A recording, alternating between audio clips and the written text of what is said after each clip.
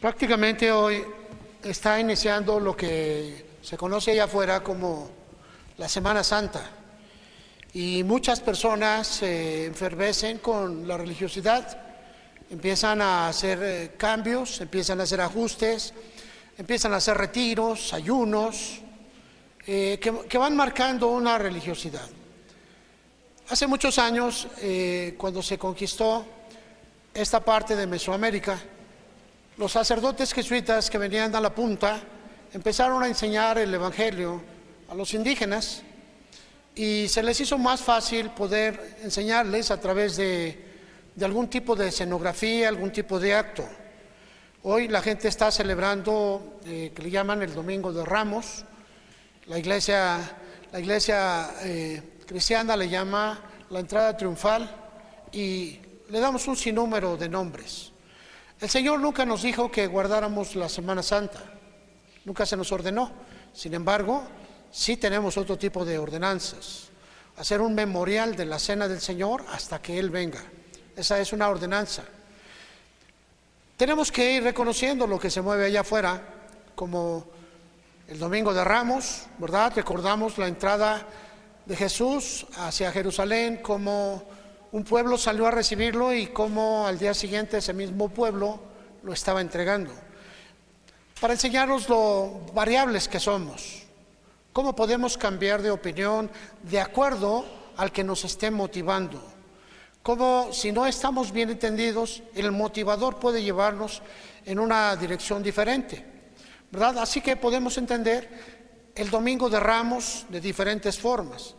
La enseñanza empezó a perderse, la gente dejó de buscar la enseñanza, pero quedó el hecho de que se utilizaron palmas, se utilizaron algún tipo de ramas, y empezó a deformarse la enseñanza, al grado tal de que ahora la gente, esos pedazos de rama, esos pedazos de árbol o palmas, piden que los bendiga y lo meten a su casa y le dicen: tú vas a ocupar el lugar de Dios porque tú me vas a cuidar, tú me vas a levantar, tú me vas a fortalecer. Y un pedazo de palma entonces se convierte en su Dios guardador. Podemos mirar cómo se entorpece la gente cuando cae en la idolatría o cuando cae en esa cuestión de religiosidad. De igual manera, ¿verdad? Tenemos eventos como fue la crucifixión, se enseñaba a través de diferentes eventos, y hoy es algo especial. La gente dice que gana indulgencias con solo de participar o estar presente en un acto de esta forma. Podemos decirle a la gente que no existe ningún tipo de perdón, ¿verdad?, de pecado, solamente que venga a Jesucristo y que Jesucristo esté en nuestras vidas. Así que miramos poco a poco cómo se empezó a perder. Y lo malo que la iglesia cristiana también en este día se vuelve sumamente religiosa, y bueno, pues vienen ayunos, vienen encierros, vienen congresos, y bueno, de alguna manera queremos demostrar que también estamos calientitos como del otro lado. Pero la realidad es otra. Necesitamos aprender y entender que una vez de que entramos en el caminar de Cristo, vivimos en el corazón de Cristo, y no necesitamos de hacer más ni de hacer menos. Estamos en Él, y si perseveramos hasta el fin, seguramente vamos a entender y vamos a alcanzar todo lo que buscamos. Hemos encontrado diferentes cosas, y yo, y hermano, te voy a llevar de un recoveco a otro. Vamos a leer algo de escritura, ¿verdad? En unos días más, la semana que viene, estaremos celebrando, estaremos conmemorando, porque habla la escritura que es una conmemoración de la cena del Señor. Y en esa cena del Señor, pues tú vas a darte cuenta de la realidad de lo que estamos conmemorando. Así que abre tu Biblia, la enseñanza del apóstol Pablo, primera carta a los Corintios, capítulo 11, versículo 23.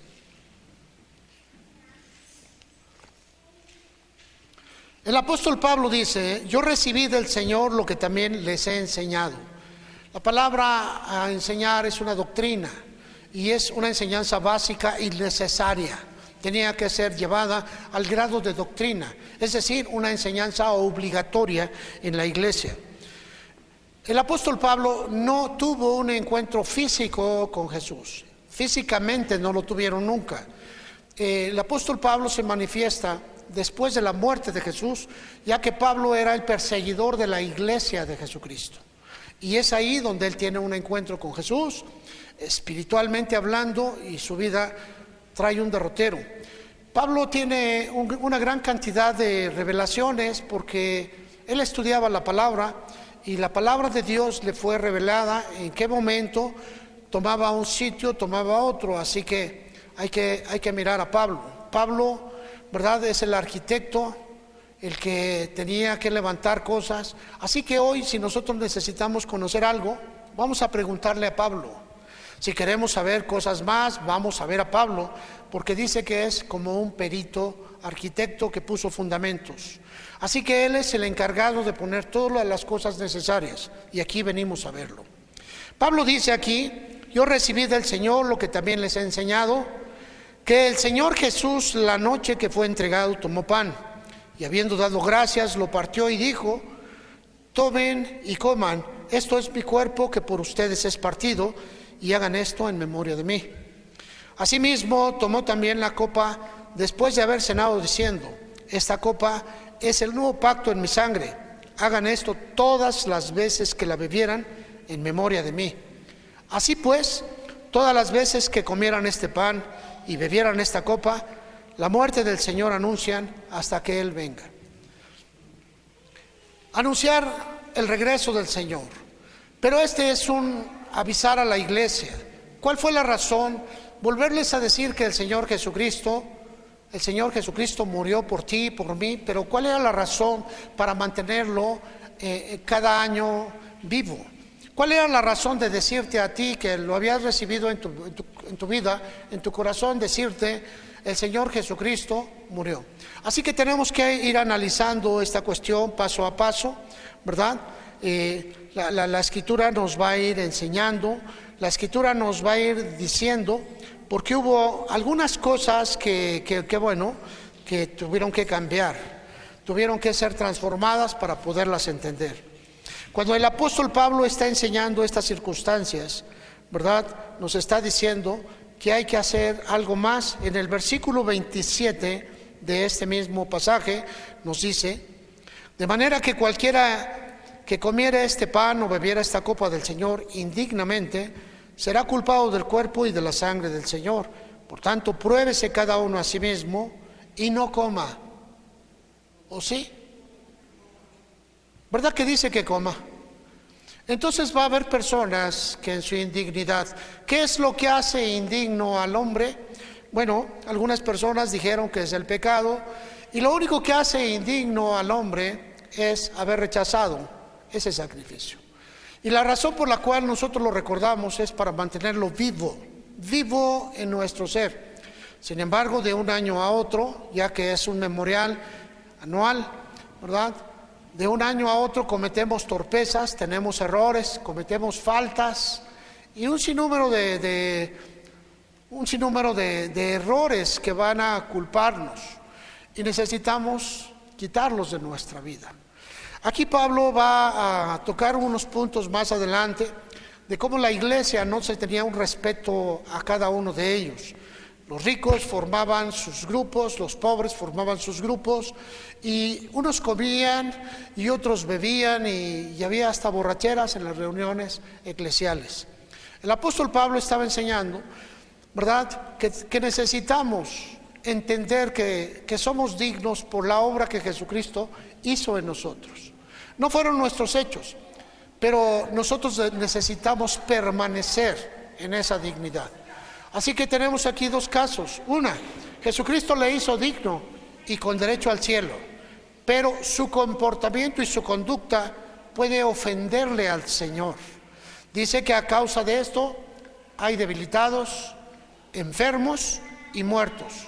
¿Qué puede ser tan fuerte que nos cause esa problemática? Y es nuestra relación humana, nuestra relación conductual, nuestra relación de amor, nuestra comunión los unos con los otros. Así que veamos paso a paso qué es lo que está sucediendo, ¿verdad? El apóstol Pablo se está refiriendo a un hecho especial narrado en Lucas capítulo 22. Fue esa noche, ¿verdad? Lucas 22, en el versículo 7. Vamos a brincar algunos pasajes en la idea de que usted ya los leyó, que usted ya lo sabe. Y dice que llegó el día de los panes sin levadura, en el cual era necesario sacrificar el cordero de la Pascua. Recuerdo que la Pascua es la entrada a la fiesta solemne panes sin levadura, o que representa los santos, lo representa a usted. Es a través de ese evento sangriento que usted se convierte en santo, es decir, un apartado, un seleccionado, un consagrado para el reino de Dios. Así que miramos aquí que en esa ocasión llegó la fecha de la Pascua. Hoy, en esta ocasión, la fecha de la Pascua cae exactamente el domingo 17 de abril. Y la palabra Pascua significa Pesaj o paso, recordando también que la Pascua es un aspecto conmemorativo, un aspecto de recuerdo o un memorial que celebraba el pueblo judío en esta fecha. En esa fecha, de acuerdo a los meses lunares, se va moviendo, ¿verdad?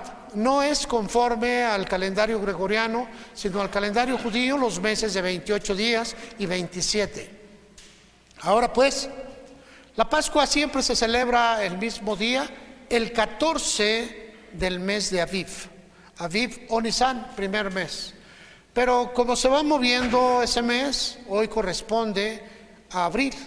A veces cae en los últimos días de marzo, porque se va moviendo. Pero hoy cayó en abril. 17 es el día 14 del mes de Aviv o Nisan. Y también le recuerdo que el día no empieza por la mañana y termina por la noche. De acuerdo al concepto bíblico, el día principia en la tarde al ponerse el sol y termina hasta ponerse el sol del día siguiente. Es de puesta del sol a puesta del sol. Esto es llamado un día completo, ¿verdad? Usted lo puede ver en el libro del Génesis. Así que, entendiendo este concepto, dice la Escritura que ellos se habían reunido para tomar la Pascua, ¿verdad? Prepararon la Pascua y dice el versículo 14, cuando era la hora, se sentó a la mesa y con él los apóstoles, ¿verdad? Y les dijo, cuánto he deseado comer esta Pascua antes que padezca, porque les digo que no la comeré más hasta que se cumpla en el reino de Dios. Y habiendo tomado la copa, dio gracias y dijo, tomen esto y repártanlo entre ustedes, porque les digo que no beberé más el fruto de la vid hasta que el reino de Dios venga. Y tomó el pan y dio gracias y lo partió y les dio diciendo, esto es mi cuerpo que por ustedes es dado, hagan esto en memoria de mí. De igual manera, después que hubo cenado, tomó la copa diciendo, esta copa es el nuevo pacto en mi sangre que por vosotros se derrama, ¿verdad? Este es el memorial. El Señor Jesús le dijo, háganlo en memoria de mí.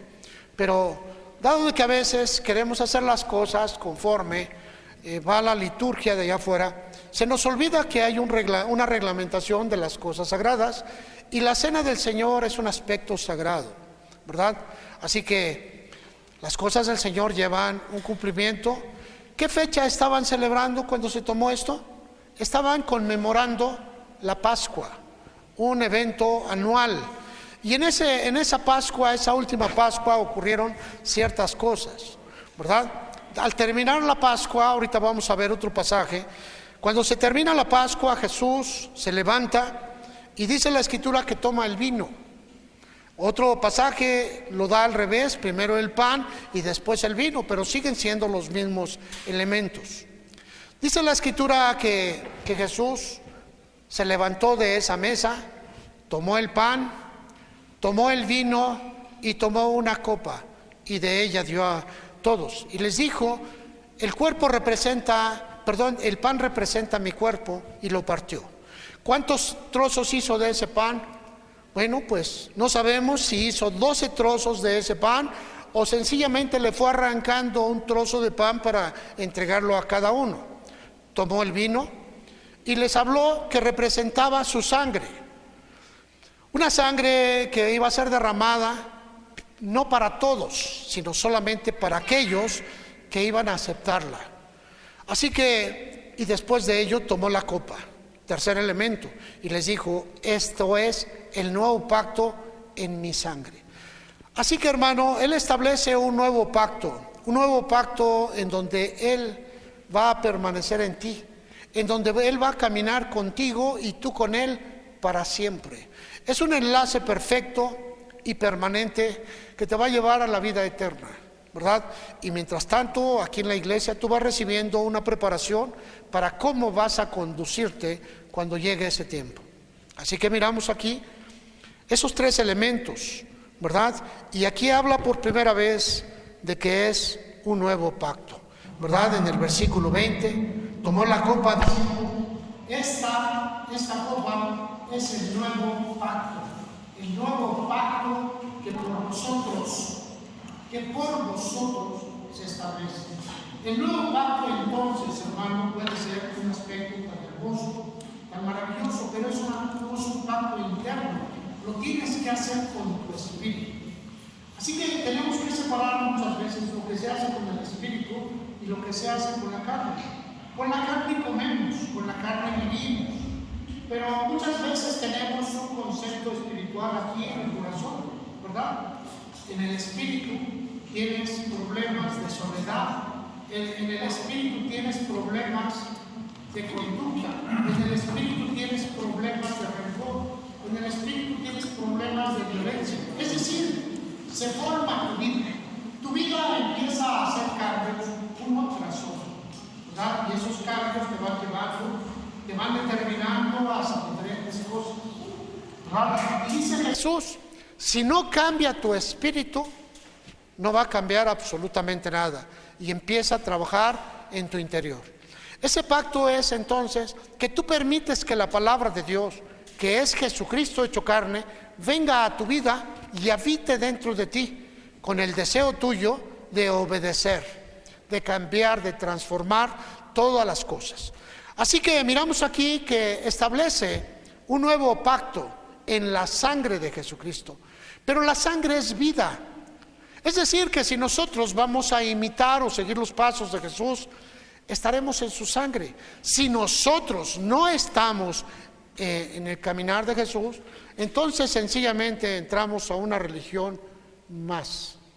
Así que el Espíritu es la vida de Jesús dentro de nosotros, que nos lleva, 1, a hablar la palabra de Dios; 2, a decirle a la gente que hay esperanza para salvación; 3, establecerlos en el cuerpo para su entrenamiento y transformación; y 4, esperar la venida del Señor nuestro Dios, mientras todo ese entrenamiento se va dando, para que de ese entrenamiento se vuelvan a renovar los ministerios, haya ministros nuevos en todas las bases. Así que, hermano, esta es la visión de Jesús. Ahora, quiero llevarte a Mateo capítulo 26, otra porción de la misma cena. Mateo 26, en el versículo 17, ¿verdad?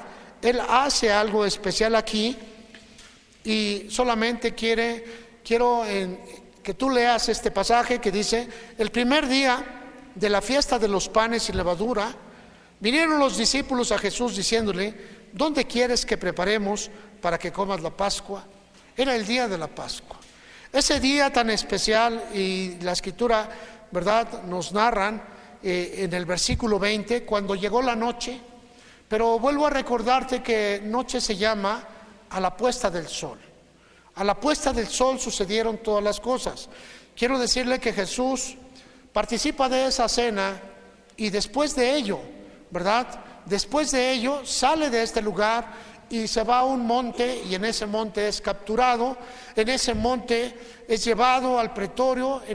Después de esos golpes que le dan en el pretorio, lo deshacen con una caña, lo deshacen con un látigo de 9 puntas y lo condenan a la cruz. Todo sucede en el trayecto de una noche que inició en la tarde después de la Pascua.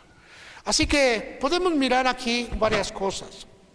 Dice el versículo 20: cuando llegó la noche, se había puesto el sol y se iba a empezar a participar la Pascua.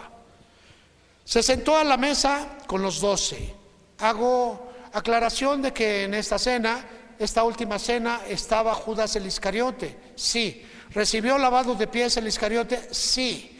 Posteriormente fue enviado fuera. Mientras comían, ¿qué estaban comiendo? La Pascua. Se está refiriendo a la Pascua, un cordero asado con hierbas que le llevaba a recordar cómo el pueblo israelita había salido de Egipto y cómo se representaba a través de él esa Pascua. Cómo había esa sangre de aquel corderito le había sido entregado a los jefes de familia para marcar sus casas. La Pascua tenía un énfasis muy especial. La sangre de un animal, de una víctima inocente. Metían una brochita y marcaban las puertas de sus entradas, así como los 2 postes, los límites de sus casas. Y todo aquel que quedaba dentro de esa cobertura era salvo del gran juicio. Iban a morir los primogénitos de todo Egipto. Y Dios quería que el pueblo nunca olvidara esa cuestión de cómo se pierden los primogénitos. Muchas veces nos podemos preguntar nosotros, ¿y por qué no guardamos la Pascua? ¿Por qué no tenemos que tomar un corderito, comerlo entre todos, verdad, con hierbas amargas y hablar de la esclavitud del pueblo de Egipto? Bueno, a nosotros se nos dice, Cristo, que es tu Pascua, ya fue sacrificado para que tú celebres. Sin embargo, hoy la iglesia ha caído en una religiosidad y pone caras largas y se mete en un ayuno, porque vamos a recordar la muerte de Jesús. Jesús murió hace 2037 años aproximadamente, y la Escritura nos dice que celebremos su resurrección. Pero para ello hay que recordar primero lo que aconteció atrás. Así que miramos aquí que en esa ocasión Jesús estaba y dice, y mientras comían, dijo, de cierto les digo que uno de ustedes me va a entregar, y entristecidos en gran manera comenzó cada uno de ellos a decirle, ¿soy yo, Señor? Cada uno de los apóstoles tenía problemas en su corazón. Cada uno de ellos tenía algo de que ser culpado. Cada uno de ellos tenían circunstancias que no habían atendido. Y Jesús les dijo, en el versículo 23, Él respondiendo dijo, el que mete la mano conmigo en el plato, ese me va a entregar. A la verdad el Hijo del Hombre va según está escrito de él, mas hay de aquel hombre por quien el Hijo del Hombre es entregado. Bueno le fuera a ese hombre no haber nacido. Se refiere a Judas. Entonces respondiendo Judas, el que le entregaba, recuerda que había 2 Judas, ¿soy yo, maestro? Y le dijo Jesús, tú lo has dicho. A partir de ese momento Judas podía haber salido, pero se quedó. Versículo 26, mientras comían, tomó Jesús el pan y lo bendijo y lo partió y dio a sus discípulos. Aquí no empieza con el vino, aquí empieza con el pan. Quiere decir que es un orden que puede ser establecido, primero el vino, después el pan, o primero el pan y después el vino. Pero el evento es el mismo. Y tomando la copa, y les dijo, tomen, coman, esto es mi cuerpo. De igual manera lo partió. Y tomando la copa, y había dado gracias, les dio diciendo, beban de ella todos. Y aquí aparece un evento que en algunas iglesias lo hacen. Toman una copa de este tamaño, con el sobrenombre de cáliz, porque es más amplia, y vacían allí el vino, y en algunas iglesias esa copa va pasando de uno en uno. A cada uno se les entrega una servilleta o un papel. Entonces toman y limpian la parte donde posaron su boca y va pasando al siguiente. Creo que no es el conducto. Originalmente la copa cáliz se llenaba, se establecía en el centro y de ella se servían todos, ¿verdad? En ambos casos es correcto, pero en el primer caso que les mencioné, a mucha gente no les atrae estar bebiendo en una copa que cuando llega al final ya pasó por todos, si no decimos, ¿verdad? Algo puede causar asco. Preferimos no hacerlo así, utilizamos la misma copa y de esa copa vamos sacando porciones pequeñas. Así cumplimos con la copa y cumplimos con las porciones. Beban de ella todos, fue el mandamiento. De ella todos. ¿Quiénes son todos? El Señor estaba diciéndoles a los discípulos que tenían que recordar algo, era su cuerpo. Ahora les estaba diciendo, beban mi sangre. La sangre de Jesús es su vida. La sangre representa la vida del individuo y también el espíritu. El Señor nos estaba diciendo que tuviéramos el mismo espíritu de Él. Y sigue diciendo, porque esto es mi sangre del nuevo pacto. Cuando tú vives la vida de Jesús, estás dentro del pacto. Cuando tú no vives la vida de Jesús, eres solamente un observador o un admirador o alguien que no tiene un compromiso. Esto es mi sangre del nuevo pacto que por muchos es derramada para remisión de los pecados. Y les digo que desde ahora no beberé más de este fruto hasta que lo beba con ustedes en mi regreso. Vemos aquí cómo estos elementos están bien marcados. ¿Cuáles elementos? Primero, aparece el pan partido, el pan entregado que simboliza el cuerpo, y el cuerpo es la palabra de Jesús que nosotros obedecemos. Comemos la palabra, comemos a Jesús, lo ponemos dentro, no necesariamente comerlo. Segundo elemento que aparece, el vino, que representa la sangre, la vida de Jesucristo dentro de nosotros cuando lo tomamos. Tercer elemento, el pacto nuevo, el pacto que se da ahora, Cristo en nosotros, la esperanza de gloria. Hebreos capítulo 10, versículo 8. Veamos aquí en qué consiste el pacto nuevo. Hebreos capítulo 10, versículo 8, no, perdón, es al revés, es 8:10. Por lo cual este es el pacto que haré con la casa de Israel. Después de aquellos días, dice el Señor, pondré mis leyes en la mente de ellos y sobre su corazón las escribiré y seré a ellos por Dios y ellos me serán a mí por pueblo. El pacto es Cristo en nosotros, la esperanza de gloria. ¿Cómo va a estar Cristo en nosotros? Mediante su palabra. Es mediante la palabra que tú estás dispuesto a obedecer. Esa palabra se dice que la has comido, que está dentro de ti. Algunas veces pensamos que esa palabra, ¿cómo no la vamos a comer? Bueno, hermano, es muy simple. A veces vas en la calle y te dicen, tú, hey, feo, te hablo, y tú volteas, te comiste la palabra y estás enojado, provocó reacciones, provocó una actitud en ti. Pero te pueden decir, ¡hey! Maravilloso hombre, ya provocó otro tipo de cosas. Entonces tú vas a tomar la palabra y la vas a poner en tu corazón. Y, hermano, ¿qué es lo que vas a poner en tu corazón?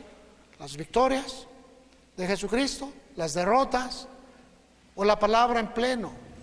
Así que cuando yo tengo problemas, me levanto mi mano y le digo, pero el Señor es mi pastor y nada me faltará. Está dentro de mí, no necesito buscarla, ya está en mi corazón, es parte de mi vida, la reclamo, la declaro, la vivo. El Señor es mi pastor, me la comí, es parte mía. Bueno, este es el nuevo pacto, la palabra de Dios en ti, en ti. Ya no se trata de que vayas a hacer esto, lo otro, es la palabra que tú has decidido que actúe en tu vida. Algunos no han dejado que actúe toda la palabra y presentan miedo, presentan violencia, presentan angustia, presentan rencores, etcétera. ¿Por qué? Porque no han dejado que la palabra que ya está en ti actúe y te transforme. Vemos aquí, el Nuevo Testamento nos enseña que el nuevo pacto es, si tú dejas a Dios poner en tu mente y escribir en tu corazón su palabra. Aquí va a estar haciendo unas cosas fabulosas, ¿verdad? Y volvamos otra vez a Mateo 26 para cerrar este pasaje. Mateo 26, ahora en el versículo 24.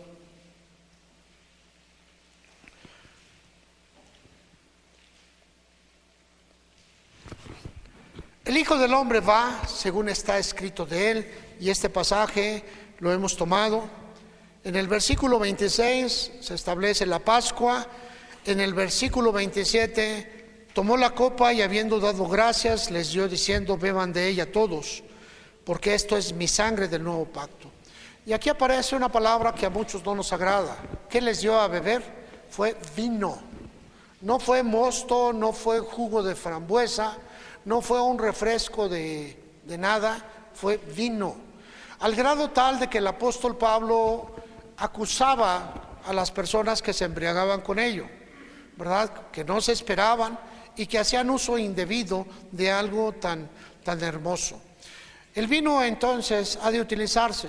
Sin embargo, el vino tiene varias presentaciones, desde el vino tierno, que es simple jugo, hasta el vino fermentado, que es un vino fuerte. Nosotros utilizamos un vino común de mesa. Sin embargo, cuando alguna persona ha tenido problemas con el alcohol, le podemos ministrar el vino en su primera etapa, que es un simple jugo de uvas. Así, de esta manera protegemos a uno y cumplimos con lo que Dios dice, ¿verdad? Ya que es un memorial, es un recuerdo, no es para que sea mucho. Así que miramos cómo aquí en Mateo dice el Señor, versículo 28, esto es mi sangre, tomó la copa, esto es mi sangre del nuevo pacto que por muchos es derramada para remisión de los pecados, bébanlo. Así que encontramos aquí otro elemento. Otra vez aparecen los tres elementos. Marcos 14, versículo 22. En Marcos 14, el evangelista asume los mismos principios, solo que es más escueto en el versículo 22, ¿verdad? Va directamente a la cena y dice: y mientras comían, refiriéndose a la Pascua, Jesús tomó pan y bendijo y lo partió y les dio diciendo: tomen, esto es mi cuerpo. Otra vez, ¿de qué manera lo hizo? Quizá tomó una hogaza de pan y la partió en 12 partes. Quizá tomó la misma hogaza y solamente les dio un trozo a cada uno. Quizá les acercó la hogaza y cada uno de ellos tomó la parte que le correspondía.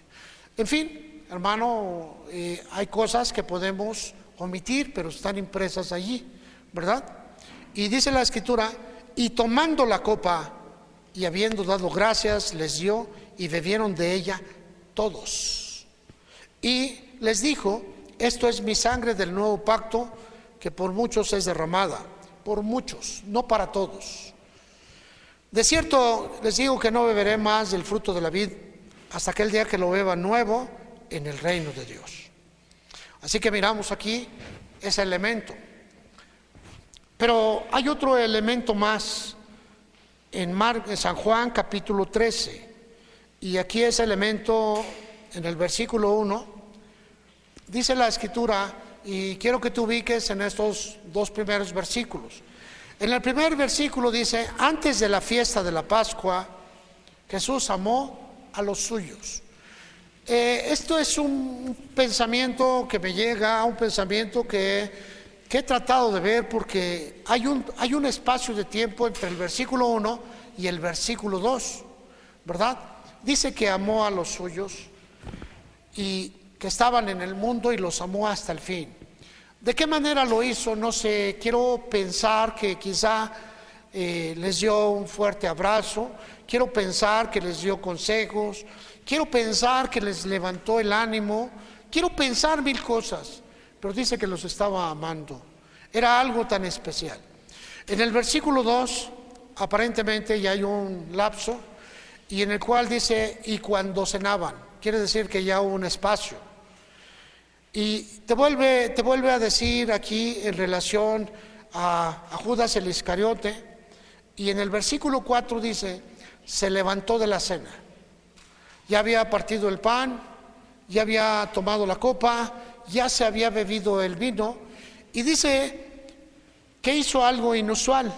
Se quitó su manto, tomó una toalla, se la ciñó, ¿verdad? Apenas hace 8 días hablamos de esto y es necesario que lo mantengas firme. Él se quitó su manto. Él se quitó lo que él era. Él dejó a un lado la posición de ser el maestro, de ser el Señor, y ocupó un puesto terrible, un puesto del esclavo más abajo.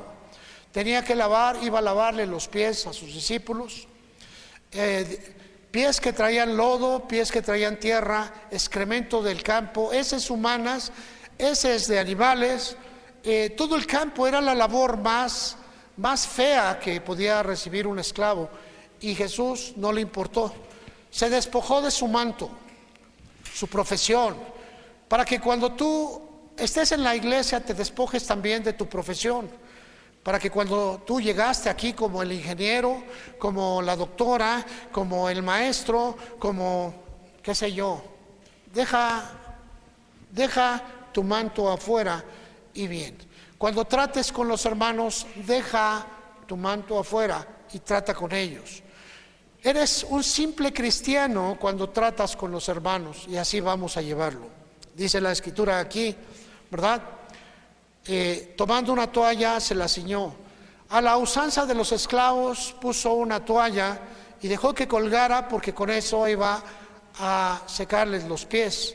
Había tomado agua, había traído la bandeja, y me imagino yo que les había dicho: quiten la sandalia porque los voy a lavar. Pedro se espanta: no, Señor, tú no vas a hacerlo. Y Jesús le dice: si no lo hago, no tendrás parte conmigo. Así que empieza a lavarle los pies a cada uno de ellos. Algo totalmente inusitado. El maestro de rodillas lavándole los pies. Y esto te da también la idea de que es Dios el que nos lava a nosotros. Es Dios el que lava nuestros pies. Es Dios el que nos levanta. Pero también te enseña esta cuestión, ¿verdad? Ellos estaban allí. Les dice en el versículo 10: el que está lavado no necesita sino lavarse los pies, pues está todo limpio. Y nos dice algo muy especial: nosotros somos los lavados, pero necesitamos lavarnos los pies. Versículo 12: así que después que les hubo lavado los pies, tomó su manto, volvió a ponerse otra vez su calidad de maestro, y volvió a la mesa y les dijo: ¿saben lo que les he hecho? Ustedes me llaman maestro y señor, y el maestro. Pues si yo, el señor y maestro, he lavado sus pies, ustedes también deben lavarse los pies los unos a los otros. Y aquí aparece algo que también podemos dejar. Algunas personas dicen: no está en el tiempo, está fuera de la Pascua. Sin embargo, miramos que en ese evento estaban tomando la Pascua. Fue el último evento cuando le dijo a este hombre, Judas el Iscariote: ve a hacer lo que quieres hacer. Y salió de ahí un hombre que participó del pan, que tuvo la sangre, que le fue lavado los pies, pero no terminó. Era una persona indigna porque no cambió. Consideró que la sangre de Jesucristo no hacía una limpieza completa y terminó siendo el indigno. Nosotros necesitamos aprender de todo ello, ya que la semana que viene, el día domingo, estaremos celebrando la cena y vamos a recordar exactamente estas partes de que ahora Jesucristo está en ti y tú estás en Jesucristo. Tú eres el cuerpo de Jesucristo, y nosotros al hacerlo, dice que cuando recordamos, cuando hacemos el memorial, cuando partimos el pan y tomamos el vino, dice: la muerte del Señor, ¿qué? Anuncian hasta que Él venga. Así que necesitamos seguir anunciando la muerte de Jesús. Pero ¿a quién si estamos reunidos solamente nosotros? No lo ignoramos. Pero sí ignoramos que en el trayecto de la cena del Señor de hace un año, de hace 2, hemos cometido faltas, traemos torpezas, equivocaciones, nos enojamos con alguien especial, ofendimos al otro y traemos una carga. ¿Tú crees que esto es conforme? Vamos a recordar, vamos a anunciar la muerte de Jesús. Él murió por nosotros, así como aquellos anunciaban el Cordero. nosotros vamos a anunciar la muerte de Jesús, pero en nuestras vidas. Él murió y me dio la oportunidad de ser una persona nueva. Pero antes repercutía en mis oídos la voz del Bautista que decía: arrepiéntanse, porque ahí viene Jesús.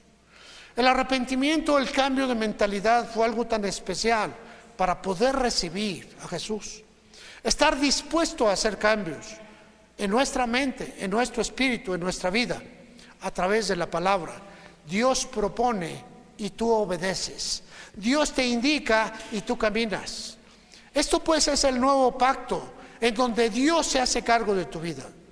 Pero en el lapso de un año cometimos torpezas y tuvimos errores. ¿Y qué hemos de hacer ahora? ¿Cargar con ellas? Dice la Escritura que anuncias la muerte del Señor. Y al estar anunciando la muerte del Señor significa que recuerdes aquel momento cuando lo recibiste por primera vez. Aquel momento cuando verdaderamente Él ingresó a tu corazón y empezó a trabajar para hacerte una nueva persona. En ese momento, tú estuviste dispuesto a levantar tus manos y pedir el perdón de Dios, pero también estuviste dispuesto a perdonar a otros. ¿Por qué hoy no? ¿Por qué hoy no puedes perdonar a ese hermano que está en el cuerpo y al cual tú no le hablas? ¿Por qué no puedes perdonar a aquel hermano que está cerca de ti y a pesar de que la falta no es grave, el rencor se ha posesionado de tu corazón, resentimiento, y ha desquebrajado tu corazón y no puedes romper la barrera de la separación? Cuando venimos a Jesús, nosotros estuvimos dispuestos a eso y lo hicimos. Miramos la reconciliación de hombres y mujeres. Miramos cómo nos levantamos. Y hoy, ¿por qué no puedes hacerlo? Hoy, ¿por qué no puedes hablar con ese hermano que te ofendió? ¿Por qué no vas y le dices: hermano, lo que nos separa es tu ofensa? La palabra de Dios dice: si tu hermano peca en contra tuya, tómalo aparte y dile el motivo de su pecado. ¿Por qué? Porque es importante para Dios que seamos uno solo. ¿Habrá personas que tengan un pensamiento diferente? Sí. Quizá yo vengo a uno de mis hermanos y le digo: hermano, perdóname, discúlpame la falta, y el hermano se voltea. Ya no habrá problemas porque yo ya hice lo que Dios me dijo que hiciera. El problema ya no es mío. Ahora tampoco se trata de que llegues con ese espíritu violento y le dices: pues me perdonas o ahí te ves. No, tampoco esa no es una solicitud de perdón. La palabra perdón es liberación y tenemos que romper las cuerdas que nos atan por medio de otro aspecto que no sea el amor. ¿Podemos estar atados con otra persona? Sí, por odio, por rencor, por amargura, y todo eso puede ser proyectado por chismes, por palabras, por basura de otros. Recuerda que la semana pasada te hablé acerca de personas que echan la basura en nuestros pensamientos. Basura que ellos traen en su corazón y la vuelcan sobre ti y tú la recibes. Ahora tú estás enojado con alguien que no te hizo nada por la basura de otro. Ahora tú estás molesto y violento porque alguien puso su basura en tu mente, tu espíritu. Bueno, nosotros venimos a ese tiempo y anunciamos la muerte de Jesucristo para reconciliarnos nuevamente. Hermano, perdóname. ¿Estás serio porque dije algo? Recuerda que hay actos que fueron considerados los actos omitivos. Estos actos son de que no hiciste lo necesario cuando tenías que hacerlo. También tenemos los actos punitivos. Esos actos hablan acerca de que quizá no te diste cuenta. Venía el hermano de frente y tú ibas pensando en muchas cosas y pasaron así, pero tú no lo viste. Y el hermano te regaló la mejor sonrisa de su vida. Y tú pasaste de largo y el hermano se ofendió. Son actos que cometiste, quizá no te diste cuenta, pero los cometiste. Tenemos actos que cometemos, los punitivos, y no nos damos cuenta cuando los cometemos. Quizá tú eres uno de esos. Lo has hecho con tu vecino, con tu vecina, con el hermano, con la hermana. qué sé yo. Así que es un buen tiempo, hermano, que mientras la gente está ya golpeándose, tú empieces a reconciliar.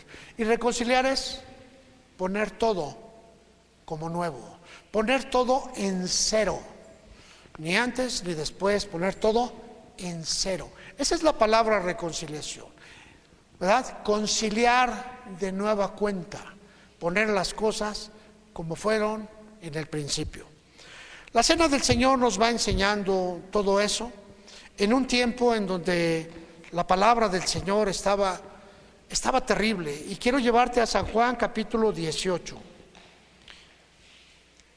versículo 1. Antes de la entrega,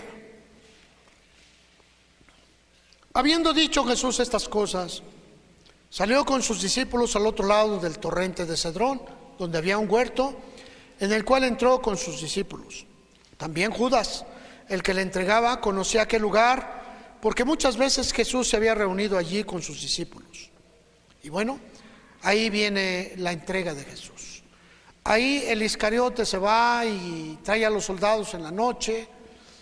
¿Por qué no en el pueblo? Porque el pueblo podía soliviantarse. ¿Por qué no lo entregaron en público? Porque la gente podía levantarse contra Jesús. A favor de Jesús. Y no lo querían ellos. Así que lo tomaron en la oscuridad y lo llevaron al pretorio en la oscuridad. Y aquí miramos en el versículo 3, y Judas pues, tomando una compañía de soldados y alguaciles de los principales sacerdotes, quiero que veas que el concepto era sacerdotal. Nuestra mayor lucha no va a ser contra la gente de allá afuera, sino contra otras formas de pensamiento. Las formas de pensamiento quizá no te vayan a dejar crecer en muchos aspectos, ¿verdad? Hoy hay iglesias que dicen que una vez salvo, para siempre salvo, hagas lo que hagas. Yo difiero de esa palabra, pero hay gente que, porque una vez hizo una oración, ahora vive una vida disipada y dice soy salvo. Bueno, eso también estaba en este principio.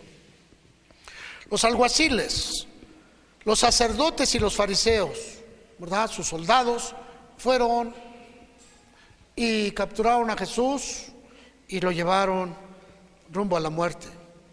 ¿Qué sucedió, hermanos? Bueno, había una corrupción, versículo 21, ¿verdad? Aquí miramos, Jesús públicamente siempre habló. En el versículo 21 dice, ¿por qué me preguntas a mí? Pregunta a los que han oído lo que les haya yo hablado. He aquí ellos saben lo que yo he dicho. Cuando Jesús hubo dicho esto, uno de los alguaciles que estaba allí le dio una bofetada diciendo, ¿así respondes al sumo sacerdote? Y Jesús le respondió, si he hablado mal, testifica en que está mal, y si bien, ¿por qué me golpeas? Anás entonces le envió atado a Caifás, el sumo sacerdote. Si tú caíste en ese concepto, te vas a dar cuenta que hay dos sumos sacerdotes, Anás y Caifás. Y esto era contrario a las leyes. Sumo es el más alto, pero en este caso había dos. Y era cuando el gobierno estaba poniendo el suyo y los fariseos ponían el otro. El pueblo judío levantaba un sumo sacerdote levita y si estaba a órdenes del gremio romano era aceptado, pero si no, se levantaba otro, así que habían dos.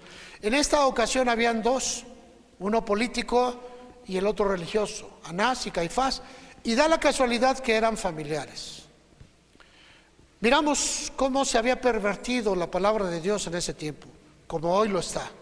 Así que es necesario ir tomando las cosas con decisión, ¿verdad? El pueblo se había perdido. Hoy nos dice la Escritura, y me estoy acercando al final, primera carta de Corintios, capítulo 5, haciendo alusión a la fiesta de los panes sin levadura, ¿verdad? Se estaba hablando acerca de un acto inmoral, de un hombre cristiano que tenía a la esposa de su padre. No se nos dice de qué manera, si se había separado su padre, no se nos dice si estaba su padre también en entredicho. En todos los casos era un acto completamente ilegal y la gente se jactaba, había orgullo en todo ello. Y dice el apóstol Pablo, les dice en el versículo 6, no es buena vuestra jactancia. ¿No saben que un poco de levadura leuda toda la masa? Le quita la santidad. La levadura es lo que inflama y es un sinónimo de orgullo. Límpiense pues de la vieja levadura, para que sea nueva masa sin levadura como son, porque nuestra Pascua, que es Cristo, ya fue sacrificada por nosotros. Y aquí dice algo que necesitamos aprender. Dice, limpiémonos nosotros de la vieja levadura. Tienes que limpiarte. Aquí empiezan a haber varias cosas. Así que celebremos la fiesta, no con la vieja levadura, ni con la levadura de malicia ni de maldad. Ahora aquí te dice lo que tienes que quitar: malicia y maldad. ¿Por qué te puede contaminar? Porque está en el mundo. Y dice que hagamos todo con sinceridad y verdad. Después da una serie de consejos. No te juntes con ciertos hermanos. Sin embargo, cuando te dice no te juntes, no está hablando de que te separes de ellos. Dice, no hagas amistad, no tengas una relación amistosa con ellos hasta que se arrepientan.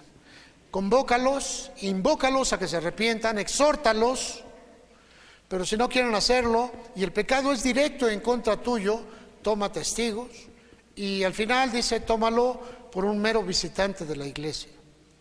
Con las personas dice el Señor, si tú has visto su maldad, si tú has visto su malicia, pues dice, no salgas con ellos a comer, no hagas una cuestión de amistad. Y lo que les decía hace algún tiempo, que habemos muchos aquí en la iglesia que nuestro mejor amigo es el maloso del pueblo. Siempre anda hablando en doble sentido, siempre anda proponiendo cosas, siempre anda diciendo, y nosotros estamos felices. Oye, ¿qué te parece si nos vamos a echar unas tortas y mientras tú te tomas tu agua de guanábana, yo me voy a tomar una cervecita? Y tú feliz con el hombre porque, y esto es exactamente lo que dice, un poco de levadura te echa a perder. Así que hermano, es un tiempo, cuando nosotros llegamos a la cena del Señor, cuando nosotros llegamos a este momento, es un tiempo especial para volver a reconciliarnos. Por eso le llamé la oración de la reconciliación, lo más cerca posible a ese día. En esa fecha, pero realmente tú ya debiste de haber iniciado, ¿verdad? Porque es en sí ya un pecado que tú tengas una diferencia con alguien. Es en sí ya una falta terrible que tú tengas algo en contra del cuerpo de Cristo. Es en sí una falta que tú hayas ocasionado algún desastre. Así que tienes un tiempo para reconciliarte con la persona. Acércate. Trata de... Es que yo no le hice nada y ella me hizo. Bueno, pues dile, hermano, hermana, ¿qué fue exactamente lo que te molestó? Quizá tiene cosas que tú no te diste cuenta. Quizá haya cosas que no has pensado. ¿Ahora esto nos exime a nosotros como pastores? No, no y no. Quizá en algún momento yo te falté a ti en una forma punitiva, es decir, que no me di cuenta y cometí una falta en contra de ti, por lo cual también te pido perdón, pero me gustaría también saberlo, ¿verdad? Quizá me esperabas un día en tu casa y por alguna circunstancia no llegué para visitar tu hogar, qué sé yo, cosas de ese tipo, no lo sé. Pero este es un tiempo especial para poner todo en ceros. Así que hermano, allá en casa que tienes familias, hermanos y hermanas, padres, hijos, y quizás es un buen tiempo para que te acerques a ellos y les digas, quiero saber si cometí alguna falta en contra de ustedes, porque quiero pedirles una disculpa. O esto para que no te sientas así muy religioso, pero si no, utiliza la palabra perdón. Utiliza esa palabra y hazlo. A veces en nuestra casa se cometen los más grandes errores. A veces ofendemos a nuestros padres, a nuestros hermanos, a nuestros hijos, a nuestra esposa, a nuestro esposo. Pero como somos bien perfectos, como somos bien fariseos, levantamos las manos en alto y decimos, pero Jesús sabe. ¿Y tú también? Y es un tiempo de que te reconcilies. Y es el tiempo de reconciliación al cual estamos llamando. Empiézalo. Allá afuera solamente tuvieron un acto religioso, sacaron las palmas, vamos a recibir a Jesús, y regresaron con unas palmas mojadas que les dijeron que ahora pueden cuidar la casa, y las atravesaron allí porque hubo un individuo llamado Ignacio de Lozoya que decía que todo elemento bendecido era protector, y toda la gente asumió que era Dios. Así como aquellos que son incrédulos ponen una herradura en su casa para la buena suerte, ¿verdad? Otros más cargan la pata de conejo y dicen, es para la buena suerte. Le digo, pues al conejo no le dio buena suerte, y al caballo lo dejaron sin un zapato. Entonces no es buena suerte, ¿verdad? Pero sabes, el aspecto religioso es sacar a Dios del centro de tu vida, y eso es lo que quiere hacer. En este tiempo de reconciliación, hermano, hermana, empieza a hablar con la gente que tienes cerca, empieza a poner las cosas. Tú representas a Cristo, eres muy importante en el cuerpo de Dios, aquí en la iglesia, ¿verdad? Pero, hermano, el Señor derramó la sangre preciosa en la cruz para que todos tus pecados te fuesen perdonados, y Él los remite. Él te los quita y los remite conforme la palabra de Dios viene a tu vida. Y sabes, cuando tú eres liberado del poder del pecado y de la muerte, te conviertes en una persona nueva totalmente. Y es todo un proceso. Pero ¿por qué permites que ahora la basura que han dado en el mundo venga a tu mente, y ahora no le hables a tu hermano? Ahora estés disgustado con un familiar tuyo que está a un lado, con ese compañero de trabajo. ¿Por qué estás disgustado con un hermano de la iglesia, una hermana de la iglesia? ¿Por qué tienes ese disgusto?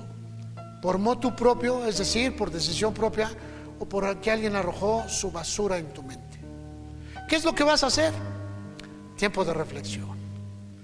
Así que, hermano, el día viernes, primero te espero el día miércoles aquí. Hoy en la tarde vamos a terminar este evento, esta enseñanza, y el día miércoles estaremos haciendo lo propio aquí, tratando de reconciliar, y el día viernes estaremos adorando al Dios Todopoderoso. Espero que tú ya vengas reconciliado con Dios, porque la falta que tú tienes con un cristiano es una falta que tú tienes contra Dios. Entonces, y aquí se refiere a la indignación. ¿Consideras indigno a tu hermano? Ponte de pie, por favor.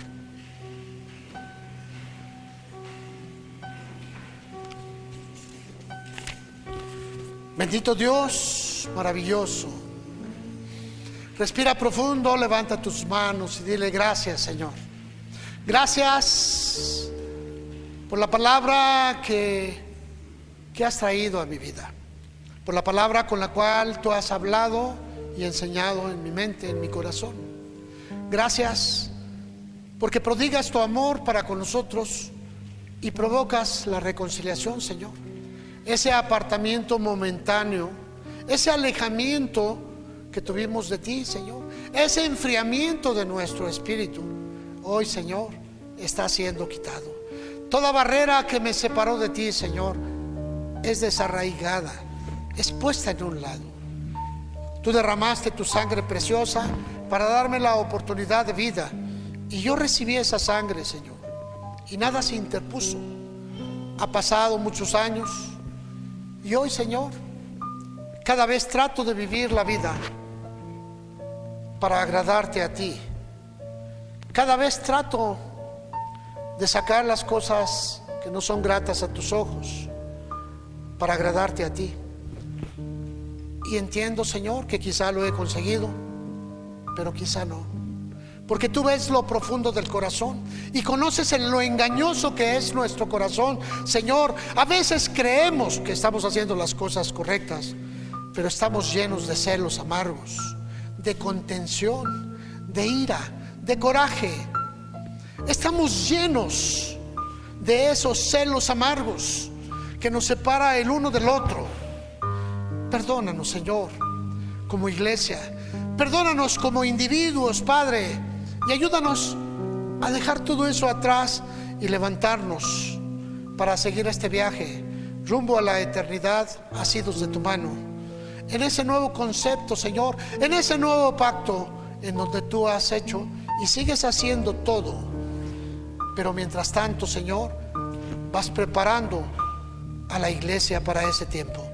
Hoy te damos gracias. Gracias por tu amor, por tu misericordia, Señor. Gracias por la familia de Cristo que se ha reunido en este lugar.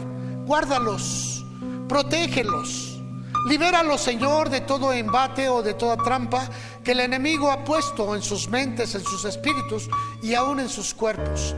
Guárdalos en tus manos, en donde nada ni nadie los podrá arrebatar. Y permite, Señor, que la iglesia camine en ti y contigo hasta aquel día que entreguemos nuestro cuerpo a la tierra o que tú vengas por nosotros. Hoy, Señor, te damos gracias. Gracias por lo que tú has hecho, en el nombre de Jesucristo nuestro Señor.